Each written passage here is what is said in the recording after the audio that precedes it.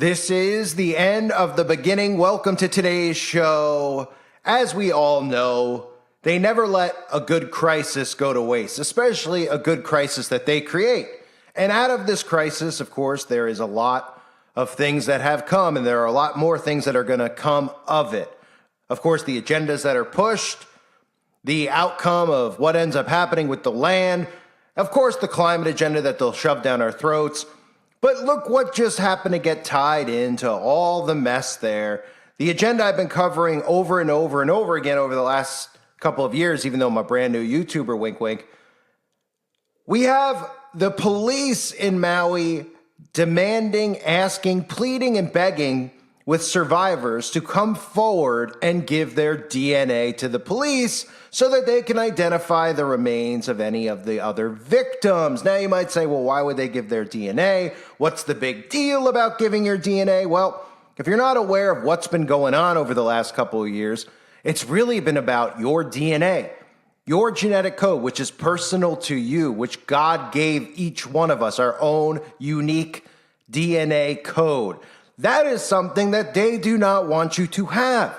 And thus, we know for a fact they've been hell-bent on editing people's DNA codes. Now, I can't go into further detail here. I can on the website. We all know why.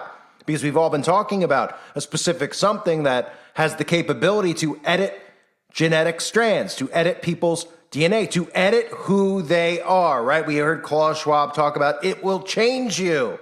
That's exactly what's going on. So one of the big things we've seen over the last couple of years is them not just wanting your DNA, changing your DNA, but them coming up with programs, coming up with psyops to convince people to submit their DNA. The most obvious one, which I've covered over and over again, is Ancestry.com. How the dumbed down people out there, and even not dumbed down, I understand there are good people. I understand that people out there want to know their history and stuff like that. So they play off of that. They create TV shows on PBS where celebrities come forward, and we find out that they're all related to royalty. Nobody gets suspicious, of course, because all of these people are related to one another. They become famous because they're put in these positions. They're all related. The heads of corporations related to Hollywood actors. What a coincidence, right? It's because they're placed in these positions because they're all parts of the same bloodline. Now, you end up seeing it on Ancestry, but no light bulb goes off in people's heads about how these people are all related. But what they think when they watch it is, I could be related to these people. Who am I related to? Am I related to the Pillsbury Doughboy? Am I related to Steve Urkel? Am I related to one of the Backstreet Boys? I mean, it goes on and on and on the way people start thinking when they see these shows, and they don't realize that they're doing that on purpose, because when you submit your DNA to Ancestry, that DNA does not go in the trash can once they send you back a print sheet that says you may or may not have been related to Al Capone. That DNA goes directly to the government, into a database. Now, from that point and that perspective, we have these other things that they've trickled in, right? All of the stuff with true crime. True crime is a very popular thing these days, but they use it to subliminally plant seeds in people's heads. One is CCTV. How all these bad people are getting captured thanks to CCTV, which is understandable that there are benefits to things like that. But overall, having a police state and a military state is what they want, so they're convincing you of why it's good. The other thing they do, as you saw the Idaho situation, is they tell you that, well, thankfully, because other people submitted their DNA, or they have other people's DNA, they were able to find the guy responsible through these new methods of DNA, profiling, et cetera, et cetera. So it's about a DNA grab. And now what we're hearing conveniently from Maui is that they want people to give their DNA so they can figure out who is who. Now, I'm not going to go out on a limb here, but Maui's a pretty small island, okay? If you have a relative who was in Lahaina or in one of the areas where there was a fire and you haven't seen them by now, they're probably not alive, unfortunately, okay? Because where are they going to go? Are they jumping on a boat going to another island? Where were they going to flee to? Okay, it's not like situations like events that occur or the 11th of September where people were, where, you're never going to find the body. They use these things to manipulate people into giving their DNA. So they're playing off this with the victims there.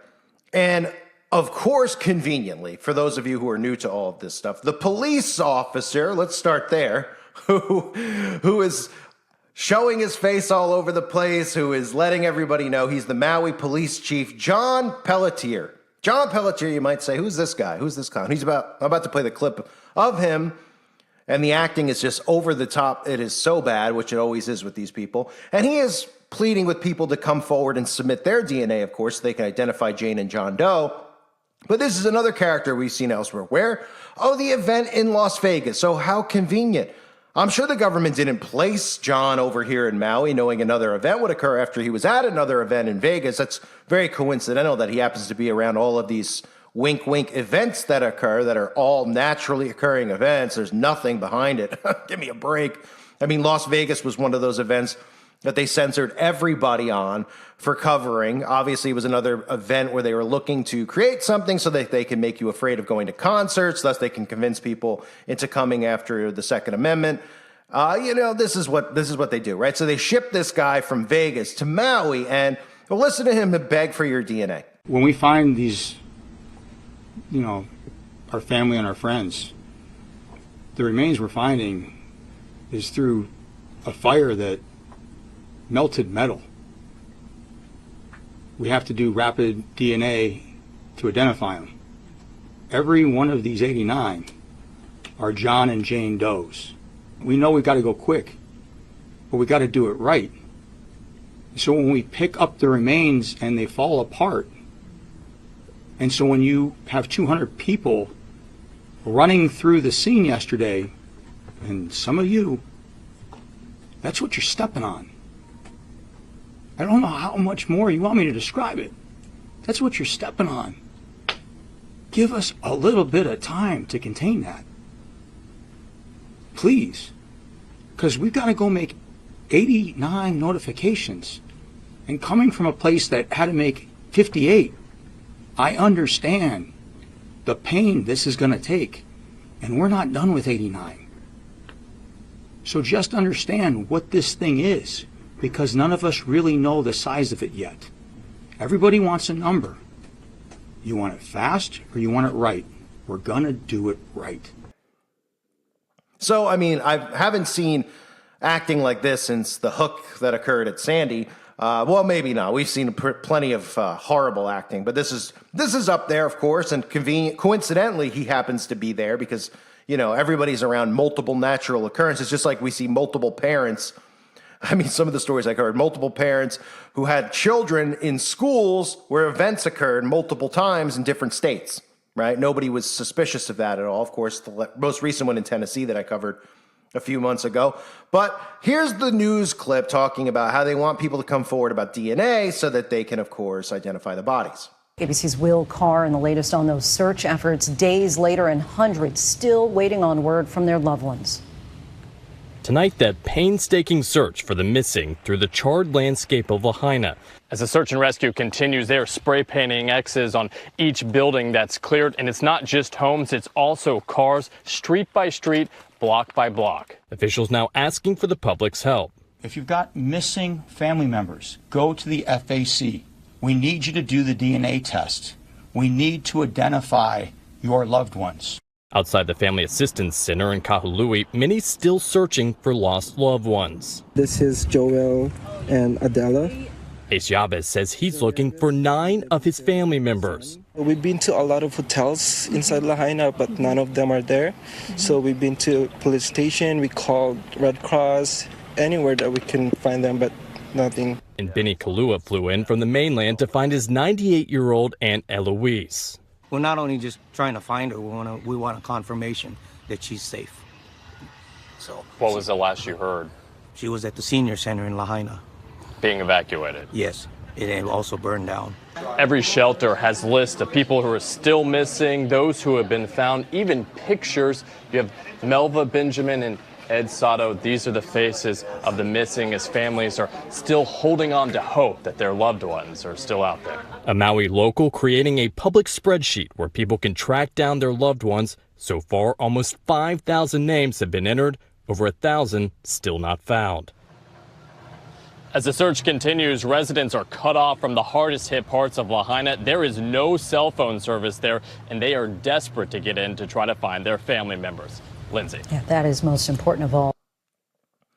So again, this is all about getting your DNA. I've said it a million times. People will vouch for me who have listened to my channel over and over and over again have heard me say this.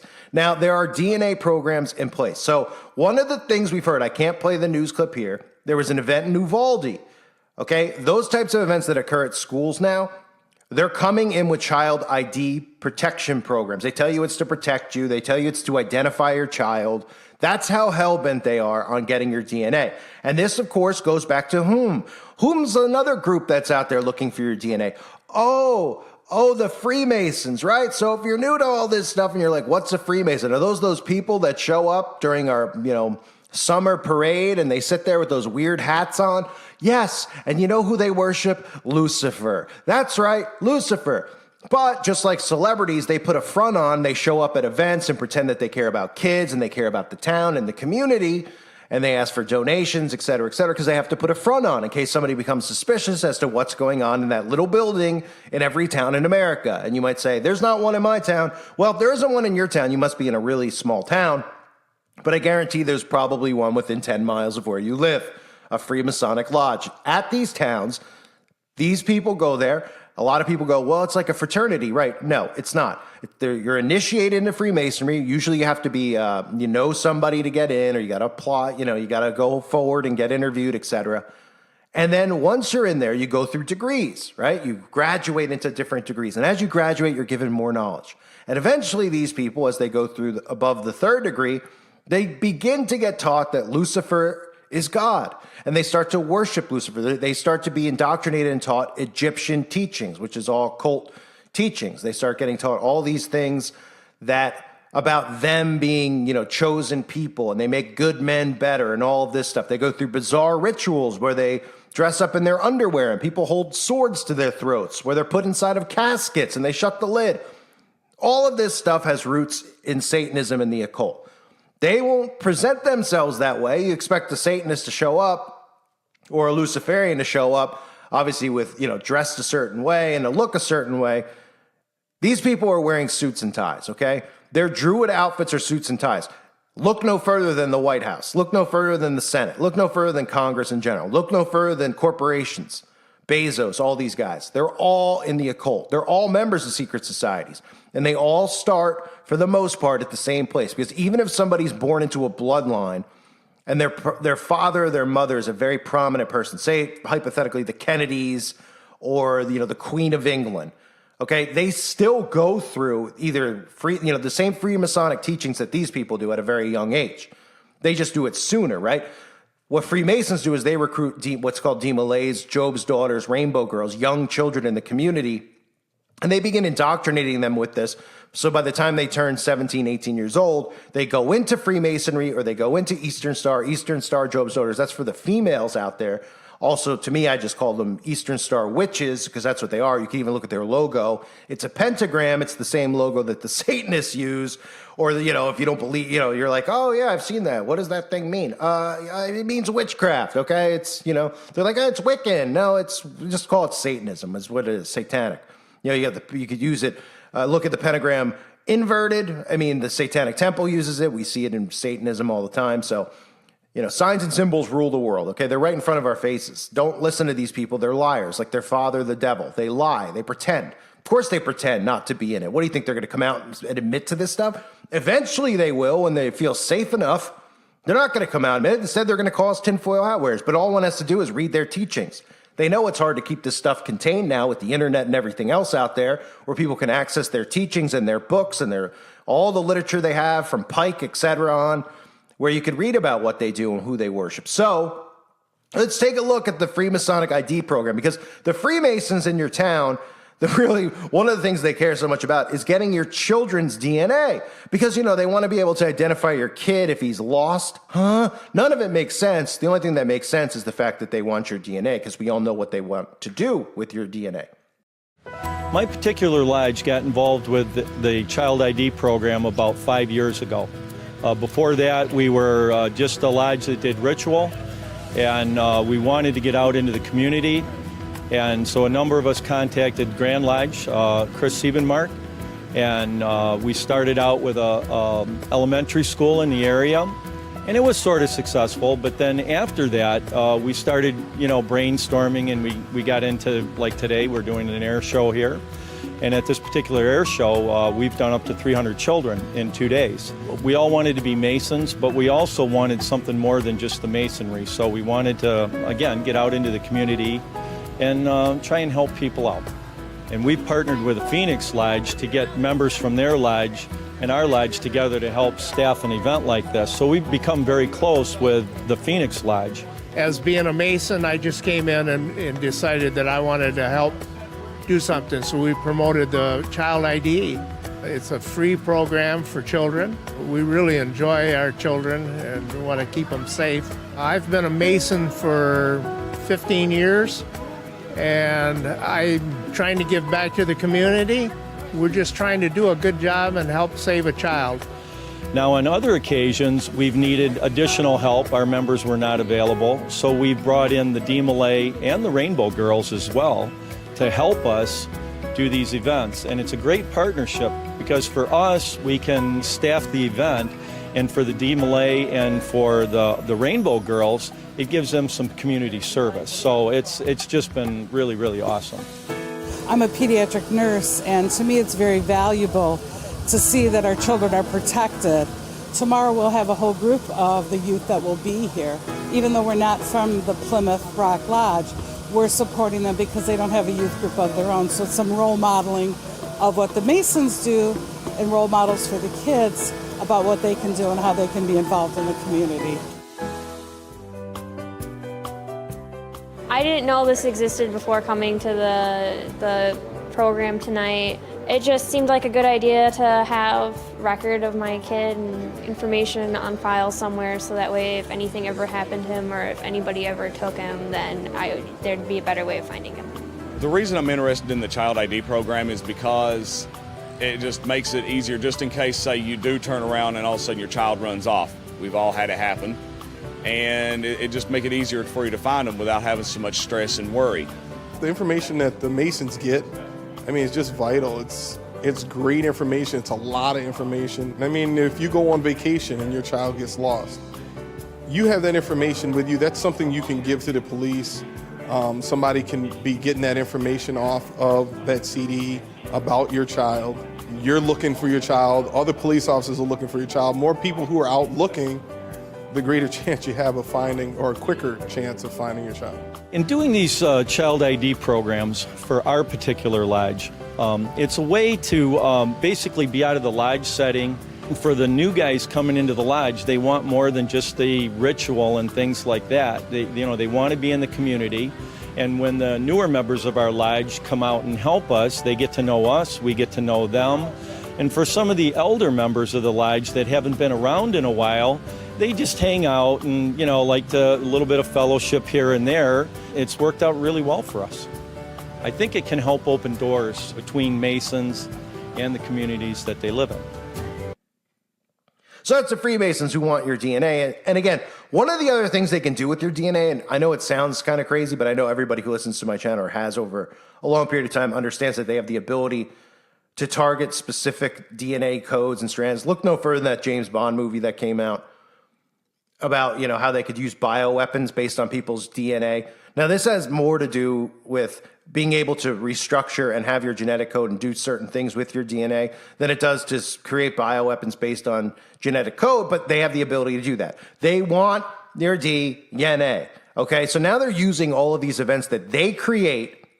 They create these events. Let's keep that in mind. They create it. They play dumb like they don't. This one, they're doing a pretty pathetic job. They're quietly trying to blame the climate, but they know that people are so onto them that they could barely even blame the climate at this point. People are so suspicious. So more and more people are starting to see that these people are creating these events. But it's problem, reaction, solution, okay? Obviously, we know what's going to occur, what they have planned with this land grab. But look how they're using this event as another way. Just like, this is the newest thing. This was never a thing, okay? I was talking about the DNA stuff years ago, and the Freemasons going after your DNA. Then we had this whole outbreak and stuff, right? But in between there now, we're having events occur at schools, at concerts, etc. And they're asking people to come forward and submit their DNA. This is a new thing. And they're trying to make this commonplace. And that's why I keep warning about Things like Ancestry, things like these true crimes where they're subliminally telling you how they were able to solve cases by getting people's DNA. And then certain countries, like places in the UK, want to make a law where people have to submit their DNA. So it makes life easier for the cops. And everybody's like, oh, yeah, then we don't have any of these cases go unsolved. Get the benefits of things like that. I do. But people don't understand the ability of these psychopaths, what they have, what they're capable of. Not just like how sick they are, what they're capable of through quote unquote science, what they can do with your DNA. And they want it. So they're using Maui now. And of course, conveniently, the same cop who was in Las Vegas just got shipped to Maui. And I mean, if you can't see bullcrap smeared in your face, I don't know what to tell you. I mean, the acting couldn't have been worse. These people are pathetic actors. They mock, they do this stuff right in front of our faces where they're pretty much smirking or they're putting on what's like a D-level film. It's like a really cheap horror. Remember Blockbuster? They used to have like, the horror movie section, and you'd see some of the horror movies, you'd be like, what? Pumpkinhead? Or, you'd be like, what is this? Or something that looked like it was like Halloween, but it wasn't, or something that looked like Nightmare on Elm Street. It was like a D-level horror film. Well, these people are just like the same types of actors that would be in those. I mean, the acting is laughable in all these crisis events that they create. So keep your eye on this story. Obviously, residents in Maui, do not submit your DNA unless you actually trust these people. I understand people's concerns of being able to ID bodies and stuff, but at the same time, 100 years ago when things like this occurred, well, if somebody didn't come back and you're on an island, if somebody doesn't show up by now, give it another, I mean, where are they getting water, food and water and things like that? Lahaina is not a huge area. So, the odds are, I mean, nobody's going to be like missing. You would pretty much just be able to declare them, unfortunately, not alive. And you look at it and you say, well, they're not alive. Why? Well, they're not alive because you're government. But don't fall into another trap of theirs, which is getting your DNA. A reminder, please subscribe to my other channels, link below. I need more people over there, obviously, to make sure that when this channel gets terminated, the people will be there. Yeah, not much more I can say than that. Most of you already know the story. I thank everyone for being here. Hope you're all doing well. God bless you and your families.